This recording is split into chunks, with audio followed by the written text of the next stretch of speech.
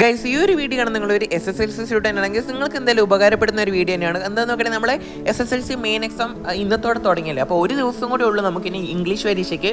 അതിനുള്ള ഈ ഒരു ദിവസം കൊണ്ട് എങ്ങനെയാണ് ബ്രോ ഇംഗ്ലീഷ് സെറ്റാക്കുന്നത് എന്ന് എന്നോട് ചോദിക്കണം. ഗൈസ്, ഈ എന്തായാലും നിങ്ങളൊരു പേപ്പറും പേനും എടുക്കുക, ഇത് ജസ്റ്റ് ഒന്ന് നോട്ട് ചെയ്യാം.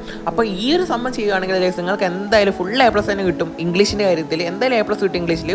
സോ നമുക്ക് എന്തായാലും വീഡിയോയിലോട്ട് പോകാം. ടൈം അങ്ങനെ കളയുന്നില്ല. അപ്പോൾ നിങ്ങൾ ഫോളോ ചെയ്യേണ്ട ഫസ്റ്റ് സ്റ്റെപ്പ് എന്താണെന്ന് നോക്കണമെങ്കിൽ understand each and every theme of the chapter.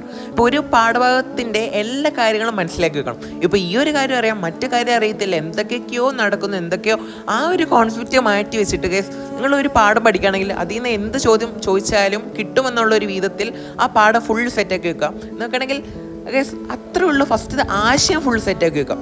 ആദ്യത്തെ പോയിന്റ് അങ്ങനെയാണ്, ആശയം ഫുൾ സെറ്റാക്കി വെക്കുക എല്ലാ പാഠത്തിൻ്റെയും.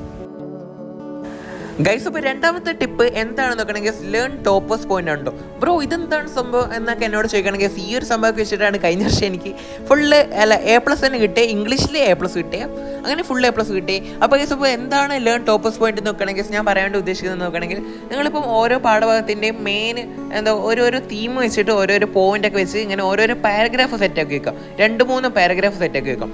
ഇപ്പോൾ ഗൈസ് ഇത് നിങ്ങൾക്ക് പറ്റുന്നില്ലെങ്കിൽ ഗൈസ് നമ്മൾ സൈലമാണോ, ഞാൻ ഗൈസ് ഇത് പ്രൊമോട്ടൊന്നും ചെയ്യുന്നില്ല.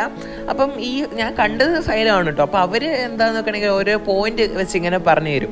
നോക്കണമെങ്കിൽ ടോപ്പേഴ്സ് പോയിന്റ് അത് വെച്ചിട്ടാണ് ഞാൻ ഈ ഒരു ഐഡിയ തന്നെ നിങ്ങൾക്ക് പറഞ്ഞുതരാൻ കാരണം. ഗൈസ് ഇത് എവിടെ യൂസ് ചെയ്യേണ്ടതെന്ന് നോക്കണമെങ്കിൽ നിങ്ങളൊരു എസ്സേ എഴുതുവാണെങ്കിൽ അതിൻ്റെ ഫസ്റ്റ് പാരഗ്രാഫും അതുപോലെ തന്നെ നിങ്ങളെല്ലാം അവസാനം ഒരു ലാസ്റ്റ് ഒരു പാരഗ്രാഫ് എഴുതില്ലേ, അത് രണ്ടും ഈ ടോപ്പേഴ്സ് പോയിന്റ് സെറ്റ് കാണാതെ തന്നെ പഠിച്ചിട്ട് പോവാം.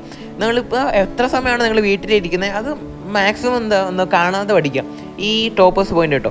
ഇതിൽ തന്നെ കേസ് നിങ്ങൾക്ക് എസ്സേയിൽ ഇപ്പോൾ 6 മാർക്കിൻ്റെ 8 മാർക്കിൻ്റെ ചോദ്യമാണെങ്കിൽ നിങ്ങൾക്ക് അപ്പം തന്നെ ഒരു 5 മാർക്ക് തന്നെ കിട്ടും. ഈ ഒരു ടോപ്പേഴ്സ് പോയിന്റ് സെറ്റാക്കുകയാണെങ്കിൽ ഫുള്ള് സെറ്റ് കേട്ടോ. അപ്പോൾ കേസ് അപ്പം അടുത്ത ടിപ്പ് എന്താണെന്ന് നോക്കുകയാണെങ്കിൽ പോയം അപ്രിസിയേഷൻ പഠിക്കൽ തന്നെ ഉണ്ടോ കേസ്. അപ്പോൾ ഇത് നമുക്ക് പ്രത്യേകിച്ച് ഇങ്ങനെ പ്രെഡിക്റ്റ് ഒന്നും ചെയ്യാൻ വേണ്ടി പറ്റില്ല. നമ്മുടെ MS പുള്ളിക്കാരനുണ്ടെങ്കിൽ എന്തായാലും നമുക്ക് പറ്റിയാണ്. പക്ഷേ കേസ് അപ്പോൾ ഈ പുള്ളിക്കാരൻ ഇല്ലാത്ത സാഹചര്യം ആയതുകൊണ്ട് തന്നെ നിങ്ങളെല്ലാ പാഠത്തിൻ്റെയും ഒരു പോയം അപ്രിസിയേഷൻ നിങ്ങൾ കാണാതെ തന്നെ പഠിക്കാം. കാണാതല്ല, നിങ്ങൾ ആശയം മനസ്സിലാക്കി വെക്കുക. ഈ പോയത്തിൻ്റെ അപ്രിസിയേഷനൊക്കെ എങ്ങനെയാണെന്ന് നോക്കണമെങ്കിൽ നിങ്ങൾ ആദ്യം തന്നെ ഏത് പാഠം ആരാണോ എഴുതിയത് അവരുടെ പേരൊക്കെ നിങ്ങൾ ജസ്റ്റ് മനസ്സിലാക്കി വെക്കുക. എന്നിട്ട് it is a famous poem written by അങ്ങനെ എഴുതി തുടങ്ങിക്കോ തള്ളിക്കോ എന്താണെങ്കിലും ചെയ്തോ. അങ്ങനെ നമ്മൾ ആ പോയം പഠിക്കുവാണെങ്കിൽ എല്ലാത്തിൻ്റെ ഓരോരോ തീം വെച്ച് പഠിക്കണം. അപ്രിസിയേഷൻ പോയറ്റിക് ഡിവൈസ് എന്തൊക്കെയാണോ ഏതൊക്കെയാണോ എന്നൊക്കെ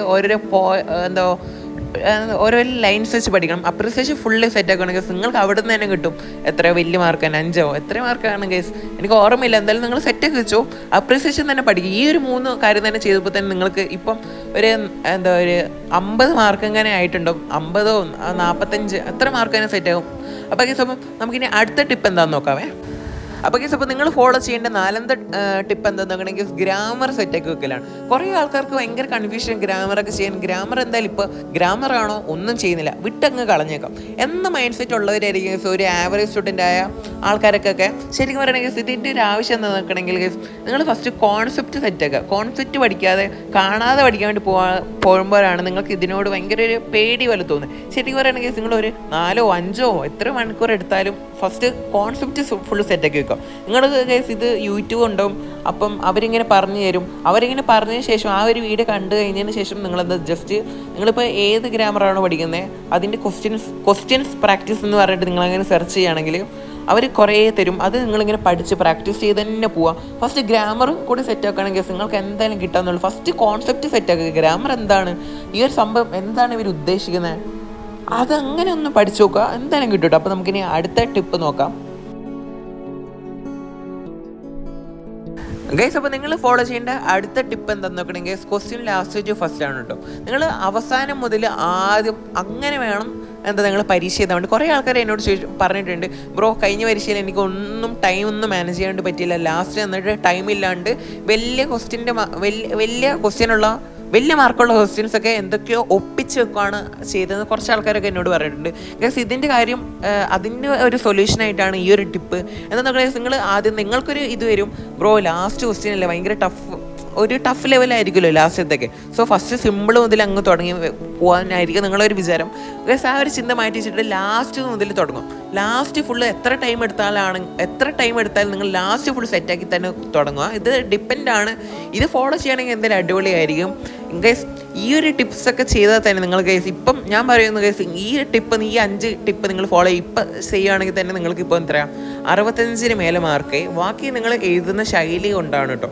അപ്പോൾ ഞാൻ ഗൈസ് ഒന്നും കൂടി ഞാൻ റിവൈസ് ചെയ്തിരുന്നു. ഫസ്റ്റ് നോക്കുകയാണെങ്കിൽ ഗൈസ് നിങ്ങൾ ടോപ്പസ് പോയിന്റ് പഠിച്ചു വെക്കാം. നിങ്ങൾ എസ് ഒക്കെ എഴുതുമ്പോൾ ഫസ്റ്റ് പാരഗ്രാഫ് ലാസ്റ്റ് പാരഗ്രാഫ് അങ്ങനെ പഠിച്ചു പോവാം.